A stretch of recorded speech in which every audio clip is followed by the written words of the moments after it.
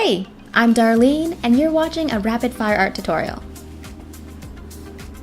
In this video, I want to show you my unique method for drawing a hyper-realistic eye from complete scratch.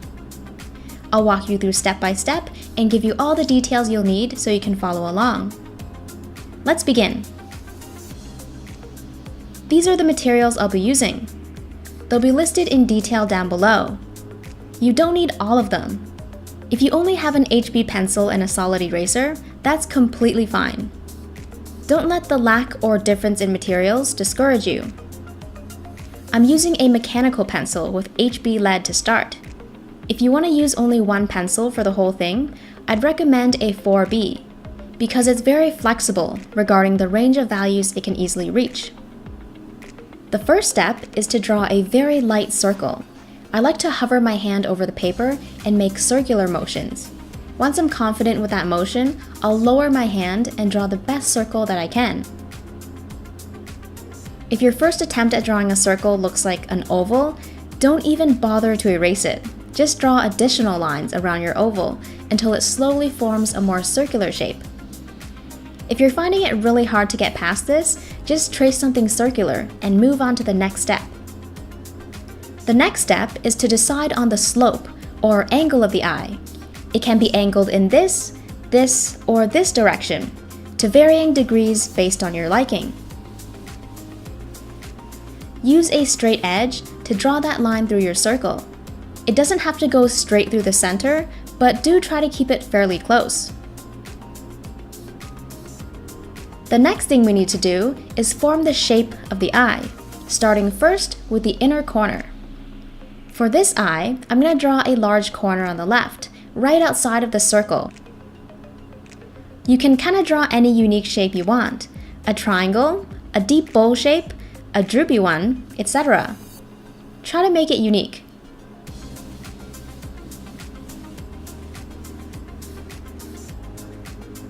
Moving on to the top eyelid. It's going to arch all the way across the circle and end at this intersection here.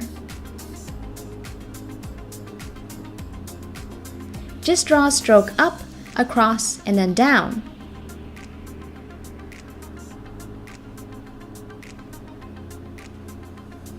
End your stroke at this point here.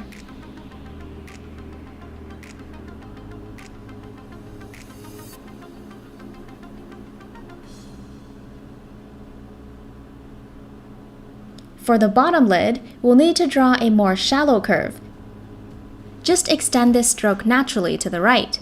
Angle it down slightly, and then back up again to close the loop.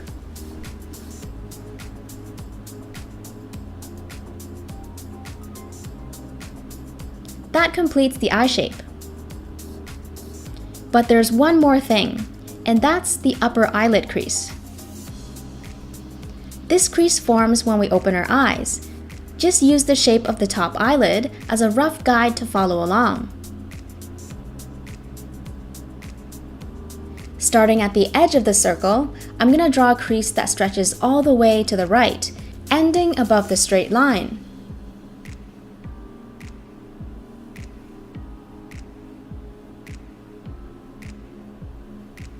So I'm going to end the crease above this line here. I'm going to wrap the tail inwards, but you can also flare it out and add wrinkles if you want. Now that we have a structure drawn out, let's erase all of the initial construction lines. So that would be the circle and the straight line going through it. I bought this electric eraser on Amazon a while ago, and I'm just trying it out for the first time. It's a lot more effective than a kneadable eraser for getting rid of construction lines quickly and cleanly.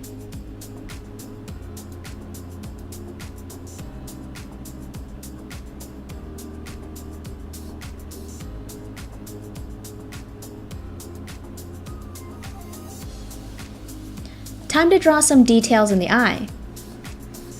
Where the inner corner of the eye opens up to the eyeball, draw a very faint, shallow curve to separate the two zones. I'm going to draw the iris next. For sizing, a good rule of thumb is for the iris to take up about 2/4 of the eye horizontally. For this measurement, I'm not including the inner corner of the eye.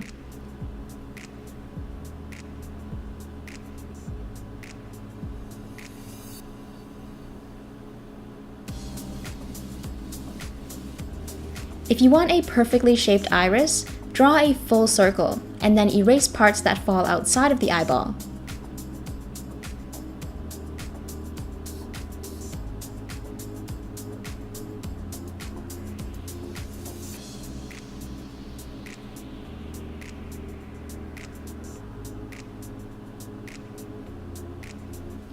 Let me just erase the top part.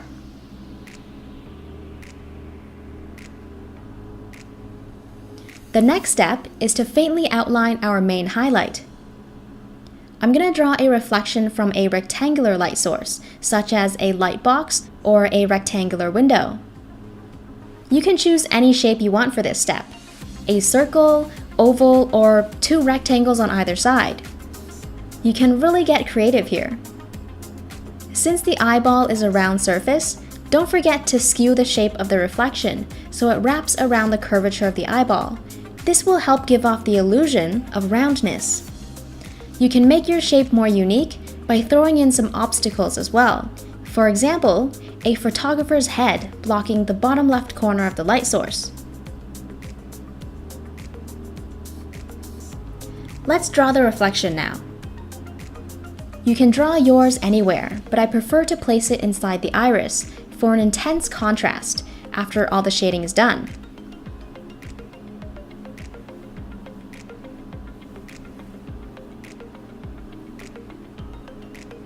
For the pupil, let's make a mark in the very center of the iris. You can find the center by drawing a cross through the iris. The intersection between the two lines is the middle. Around this dot, I'm going to draw the pupil. The size of the pupil depends on how much light is entering the eye. There are other factors as well, but let's keep this simple. The pupil regulates the amount of light entering the eye by changing its size. It will get wider in the dark and narrower when there's light. With that general bit of information, choose an appropriate size for your pupil while taking the environment of your drawing into consideration. Is your subject in a bright, dim, or dark room? I think this is a good size for mine. Before you shade the pupil, you can add a reflection inside or going through it. I'm just drawing a random wavy shape, and then I'm going to shade over it about 80%, so it's barely there, but it's still somewhat noticeable.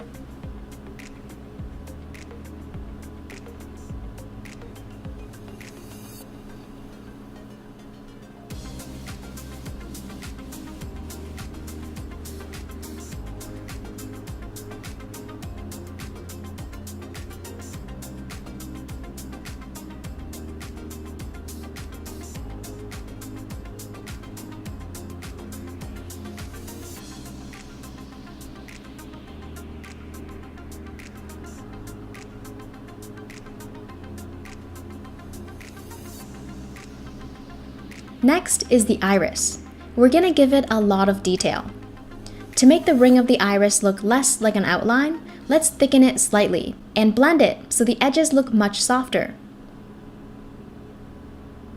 You can blend using your pencil by slowly working around the edge, creating lighter and lighter lines until it fades to white.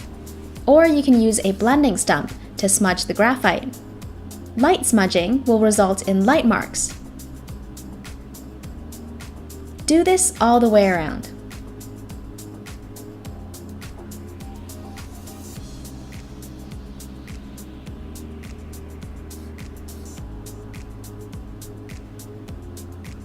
Next, we're going to shade the entire iris while keeping the highlight the lightest. We want to keep it as clean as possible. If you're drawing a light colored iris and the outline of your highlight is fairly dark, you might want to lighten it up before you start shading. Since I'm drawing with a mechanical pencil, I need to thicken the lead by holding it at an angle and scribbling until the strokes become thicker. This will help you shade more smoothly. When you shade with a pointy or thin edge, it's going to look really scratchy. It'll be very difficult to shade smoothly. Remember that thick strokes are easier to blend. Also try to keep your strokes close together for a smoother texture. Just give the iris a light shade of gray for now. It doesn't have to match the iris ring.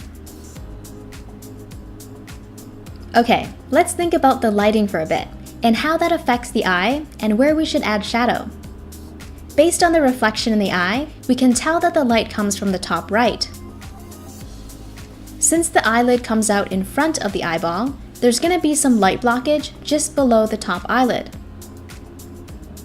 Let's draw that cast shadow on the iris, since we're only focusing on the iris right now.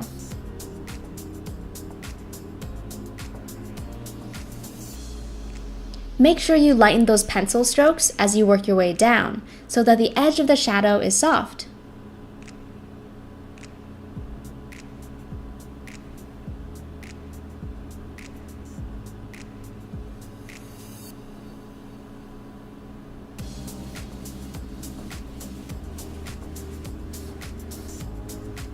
If you want the iris to be a darker color, you can shade it further. That's totally up to you.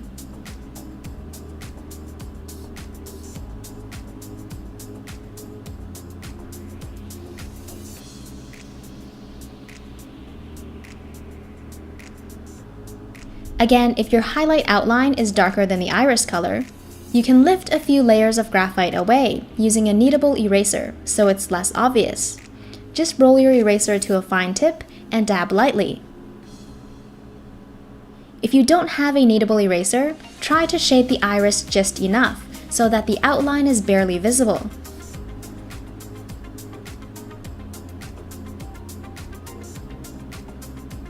Now there's no visible outline around the highlight.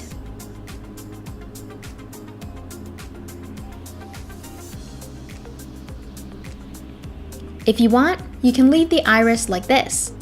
But if you want to give it a lot more detail, please continue. Draw a faint wavy ribbon surrounding the pupil. Try to give it a random shape, avoiding any obvious patterns. The more random it is, the more realistic.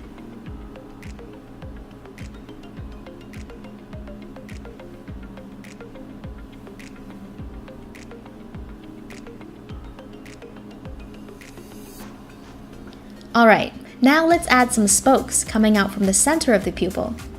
Make sure your lines radiate from the very center. It'll help to start your stroke from the center of the pupil and work your way out towards the ribbon. So instead of doing this, we're going to do this. You can vary the darkness and thickness of each line for higher realism.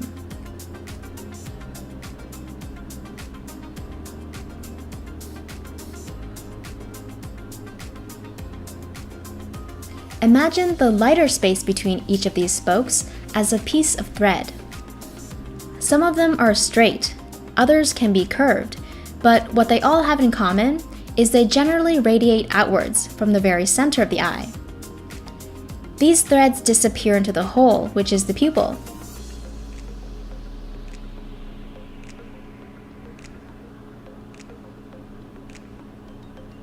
So where the spokes meet the convex areas of the ribbon, the curves that jut outwards, we're going to create some shadows that give this particular part of the iris more depth, making it appear deeper.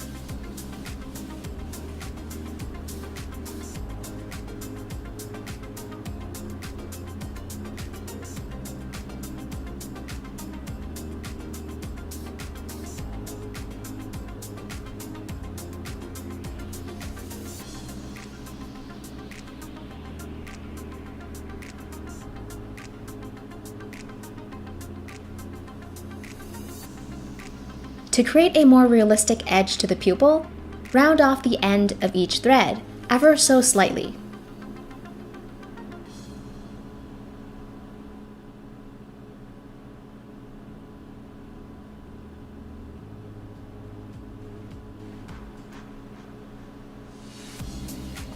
You can do this by drawing black triangles in between each thread.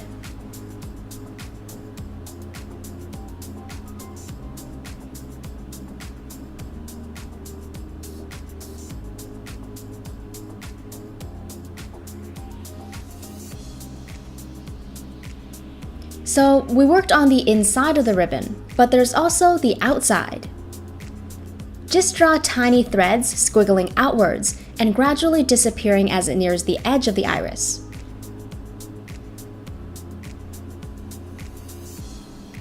While you're doing this, make sure to keep a small distance from the ribbon and give it an even amount of thickness all the way around. Try to keep everything outside of the ribbon very subtle.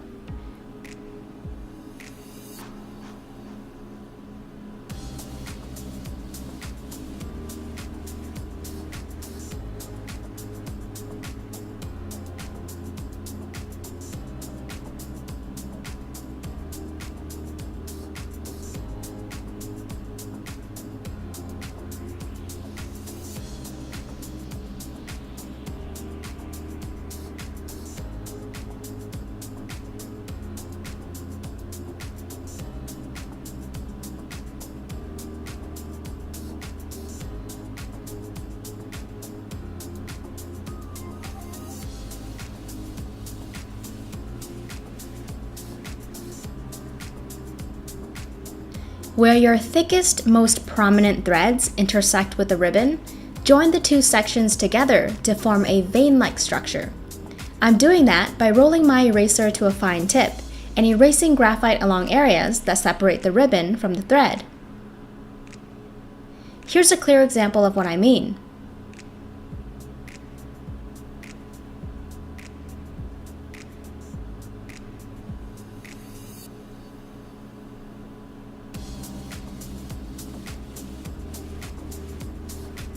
Once all the threads are drawn, you can randomly darken the spaces in between to add depth to your iris.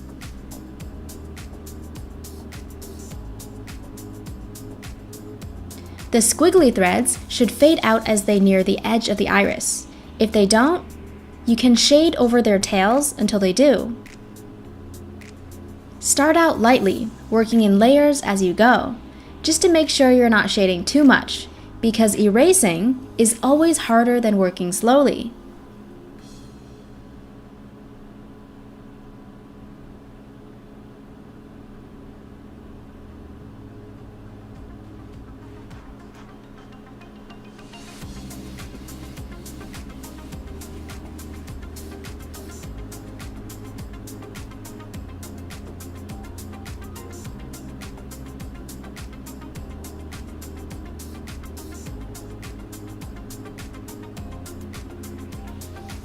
If you're happy with your iris, move on to the next step.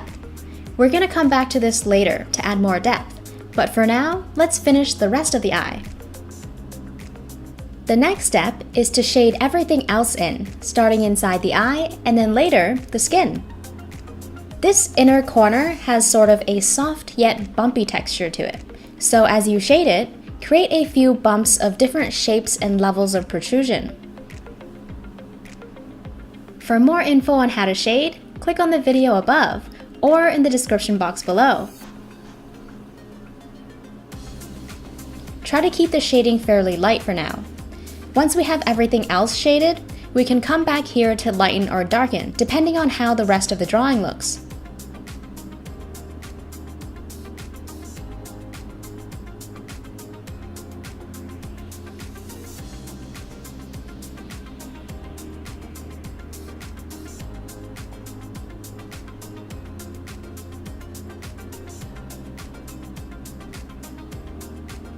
The eyeball looks very flat right now because it's a single shade of white. To make it appear round, try the contour shading technique by drawing curves that follow the contour of the round eyeball. I'm just creating shallow curved strokes along the eyeball. My strokes are darkest where the surface of the eyeball curves away from the light. So in this case, with the light shining down from the top right, the left bottom side of the eyeball will appear darkest because it's furthest from the light. Again, if you want to shade smoothly, always remember to keep your pencil strokes thick and close together.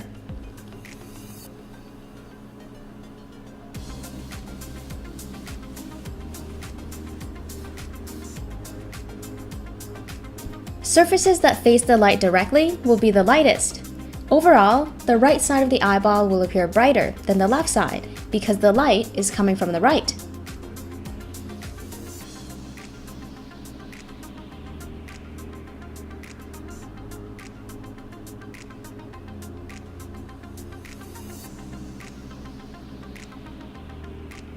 I'm also blending the edge of the iris out more.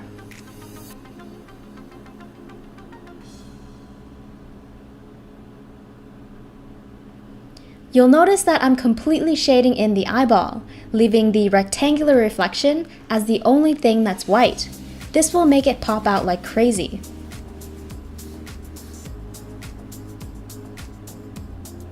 Always make sure your patterns of light and shadow are consistent by referring to your light source constantly and seeing if any shadows are missing or if light needs to be added.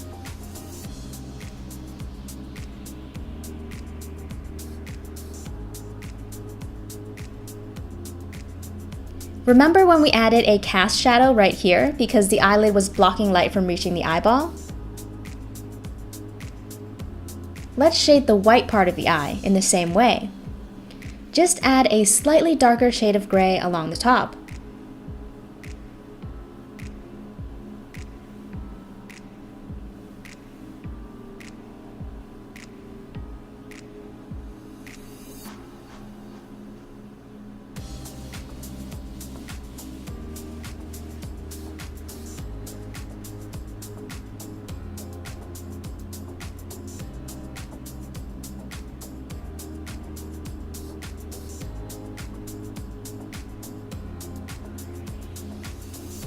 Okay, we're done shading inside of the eye for now. I want to draw a few details along the skin before shading it. Over here, we sometimes have small wrinkles that stretch upward towards the eyelid crease. Just using some branch-like strokes to indicate those wrinkles while keeping my strokes light. Another detail is a small ledge that runs along each eyelid.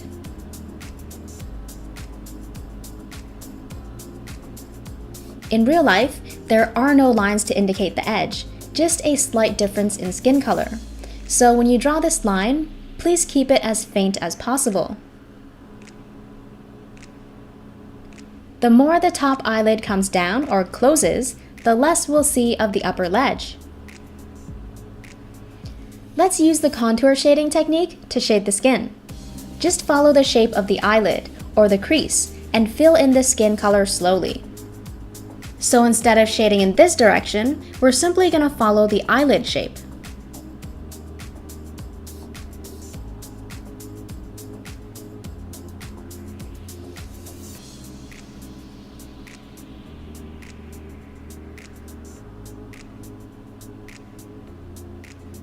If the ledge outline starts to disappear, that's okay. You don't want it to be too obvious, but you also still need to see that it's there. It's going to help us later on when we draw the eyelashes.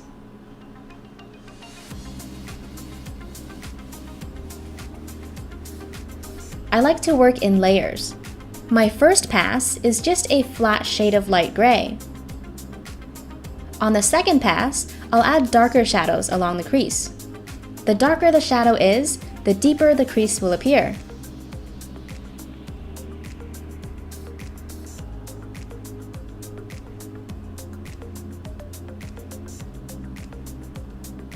To stay consistent with patterns of light, I'm shading the right side lighter than the left because my light source comes from the top right side.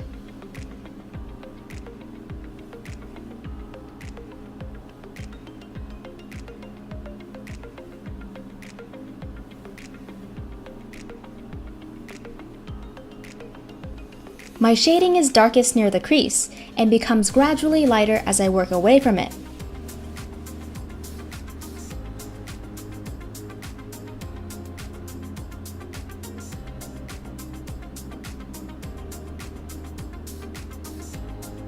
Same contour shading technique down here.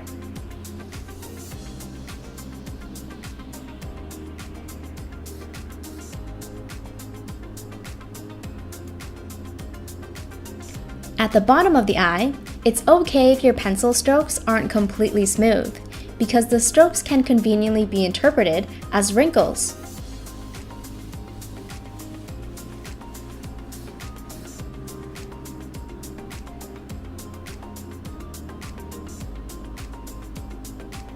Directly under the ledge, I'm going to shade the skin a little bit darker. This will make the bottom of the eye appear less flat.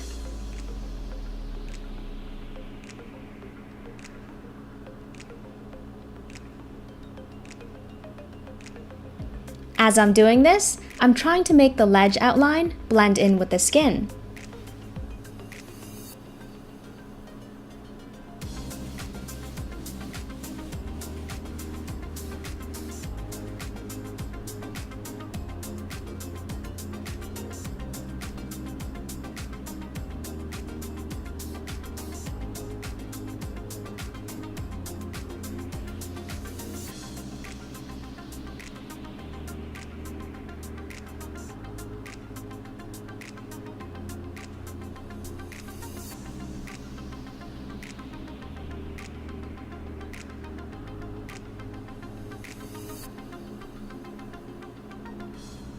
This part is optional, but I'm adding a few wrinkles under the eye, using strokes that are sort of disconnected.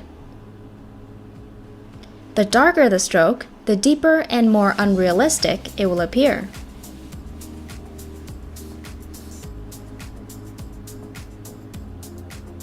Around the wrinkles, you can use the cross-hatching technique to create a texture that resembles skin. Just draw subtle strokes that go in all sorts of directions.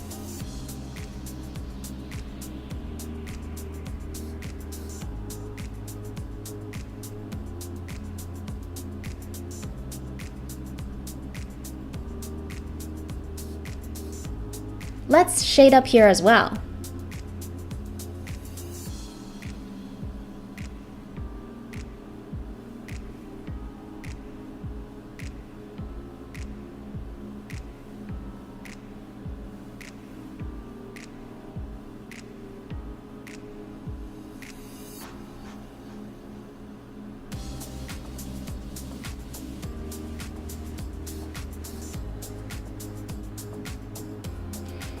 And then along the crease, I'm darkening the graphite, making it gradually lighter as I move away from the dip.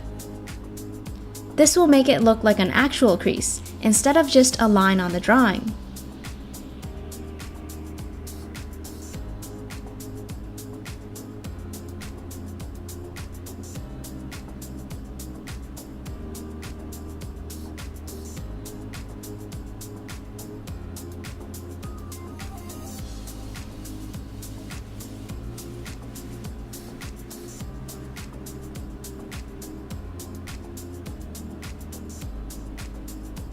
You can skip this next step if you're satisfied with the level of smoothness in the skin.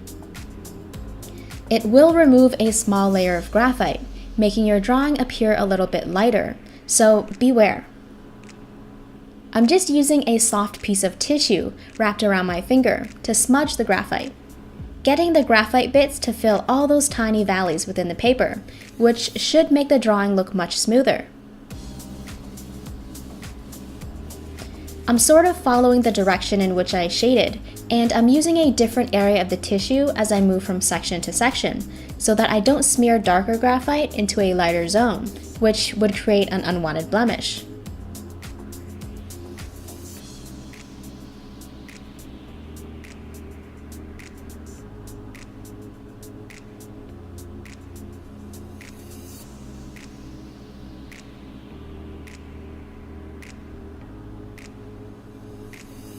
I'm also avoiding everything inside the iris because I don't want any of those details to be blurred and to keep that reflection clean. Again, as I mentioned, the drawing will appear a little bit lighter after you've done this. Here's what it looked like before I used the tissue paper and after. I'm just going to go back in and darken some areas again to bring back the level of depth that was lost. Again, I'm just shading dark areas darker because the tissue made it look lighter than I prefer. If you want to skip to the next step, navigate to the timestamp displayed on the screen.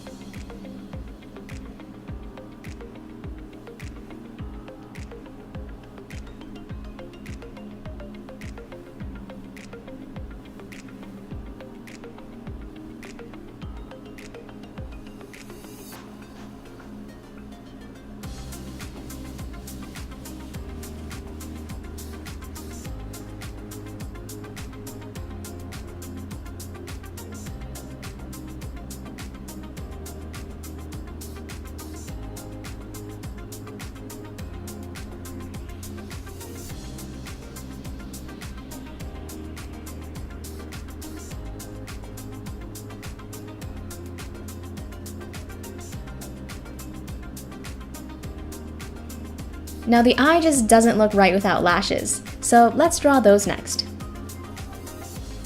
So the way I draw lashes is I draw 3 on each lid to start, each pointing in a different direction, like so.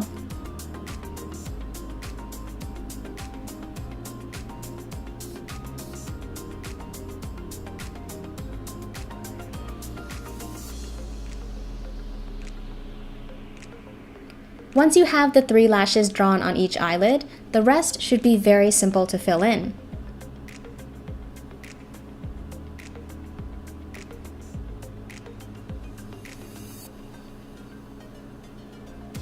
If you're having a little difficulty picturing the lash in 3D, you can think of each lash as the letter J.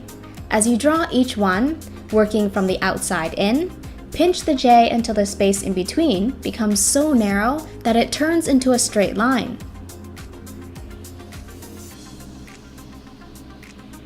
Now, if you want to be safe and plan out the shape and position of each and every lash, you can do so by drawing them in very lightly, so they'll be easy to erase.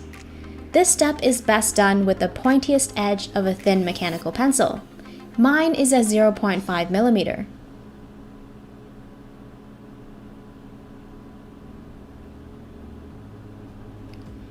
Each of these lashes are rooted near the perimeter of the eyelid's ledge. Try to keep your lashes close to that, but avoid drawing them like a row of perfectly planted crops because these hairs grow in a more random fashion. Here's a clear example of what I mean.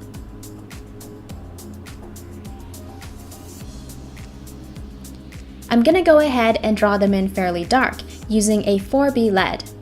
This will allow me to create darker strokes that don't require much downward pressure. If you want to draw lighter hairs, stick to an HB or harder pencil. When drawing lashes close together, you can make the ends meet, forming a triangle or a tent. Keep in mind that some randomness will look a lot more natural. Some lashes do grow in random directions, so it's good to toss in a few that deviate from the majority. So instead of drawing all the lashes in a boring, predictable pattern, create some randomness, like this example.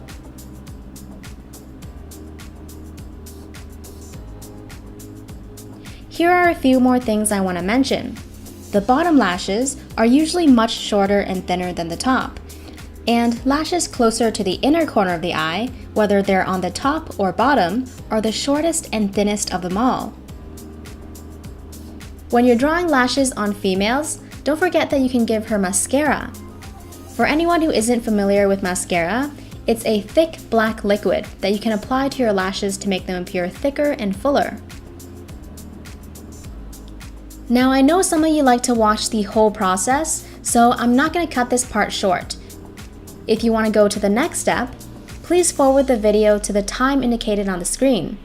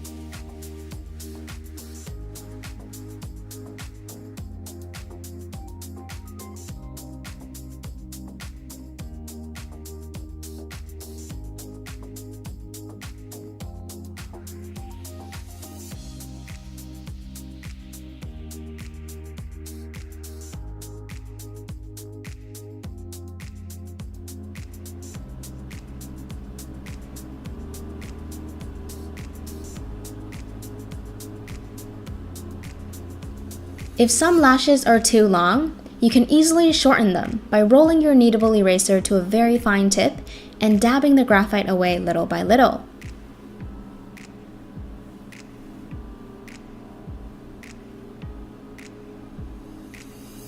Okay, I'm done with that.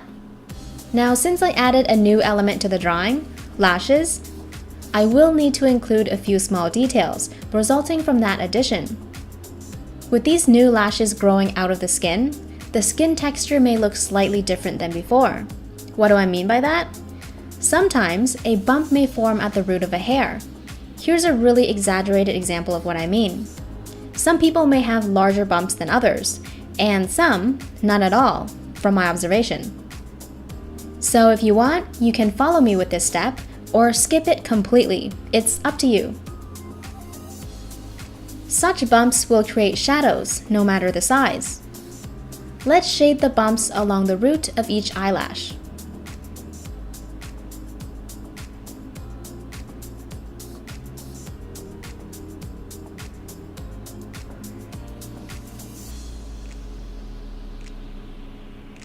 I'm doing a very light circular motion, like so. I'm being really sloppy because the skin here is almost hidden behind the thick wall of lashes. But I still want some of that skin texture to show through. It's just a small added detail. Alright, when we move on to the bottom lashes, the skin is much more visible because there are so few lashes. So we can't really be as sloppy. Let me draw another diagram, zooming in on the hair and skin bump.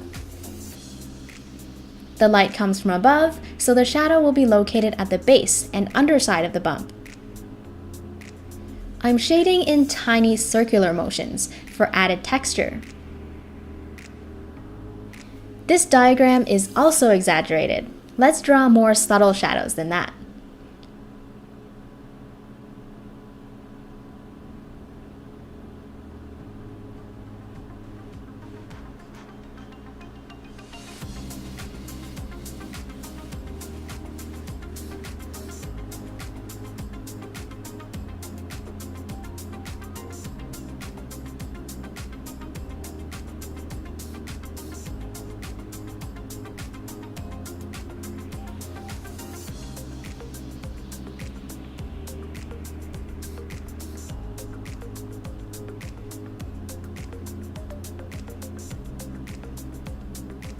Just deepening these wrinkles by making them darker. Here's a little test for you. Do the lashes affect anything else in the drawing? If so, what is it? If you said that they block light, creating cast shadows, you're correct. Although they are very thin, they do block a small amount of light. It's most noticeable under the top lid. It adds another layer of shadow along the eyeball. Just add a very light layer of graphite.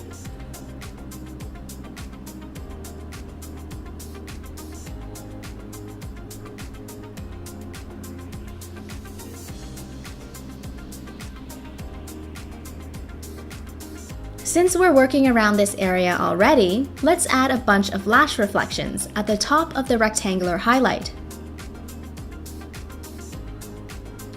It's just a mirror reflection of what's above. I'm drawing short lines and very deep U-shapes.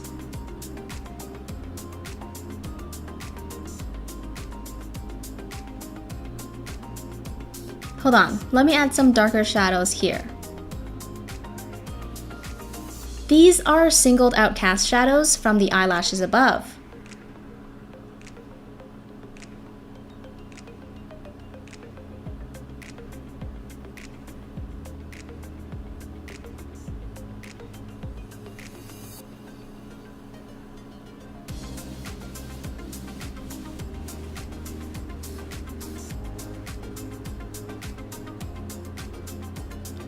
The next and very last step is to make the drawing pop out of the page. Take a step back or a few steps from your sketchbook and look at where you could darken or lighten the eye. This step is super fun, but you have to make sure that your eye is fully or almost fully shaded in order for this step to really make a difference. especially if your paper is white. There shouldn't be too much paper color showing through. If there is, try to shade a light layer of graphite over the area. I'm still using the 4B lead. Just gonna go over the darkest areas and deepen those values further to create a higher contrast. In other words, I want to create a bigger difference between dark and light. Just going in and making dark areas darker than they were before. This gives the drawing more depth. If you're using an HB pencil for this, it might be difficult to create these dark values because the pencil is meant for lighter work. If your paper starts to become wrinkly due to all the friction, it's probably a good idea to leave it at that. I'm not going to narrate this because I'm just amplifying dark values, so if you want to skip to the next step, navigate to the timestamp displayed on the screen.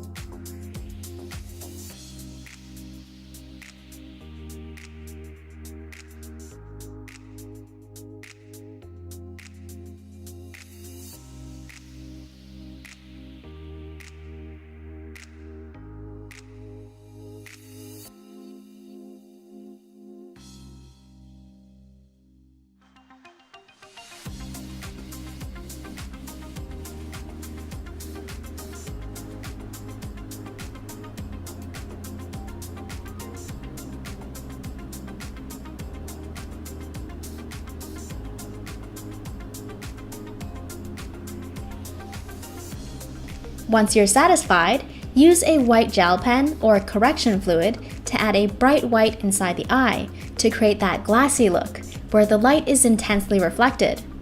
Aim for areas that are especially wet. Here I'm going along the edge of where the bottom eyelid touches the eyeball. There's always an extra bit of fluid around here. Smooth, wet surfaces reflect a lot more light than dry, matte ones. This area near the tear duct is also very moist. Just add little bits of white in the lightest zones.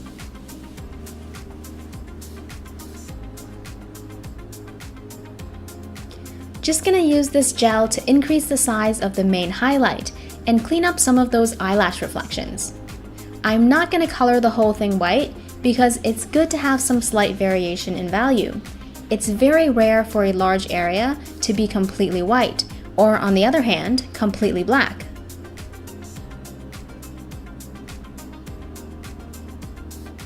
If you want to tone back some of the white gel or whiteout, you can always use your pencil to shade over it after it has dried.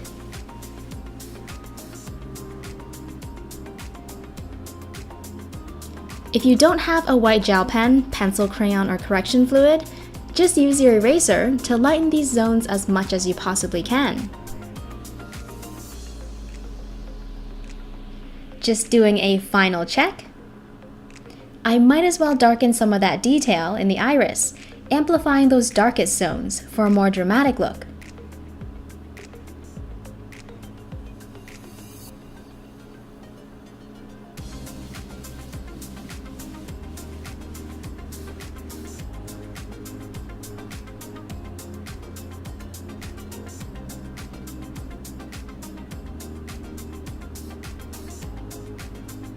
Let me show you the difference. Here's the iris before and after. It looks a little deeper.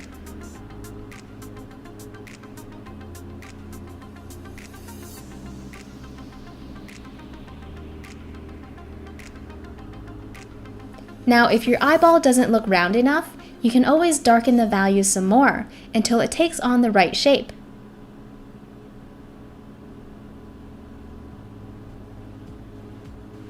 Just remember to keep the value transition very gradual. A hard edge, such as this, may break the illusion of a round surface. For more info on how to shade, click on the video above or in the description box below.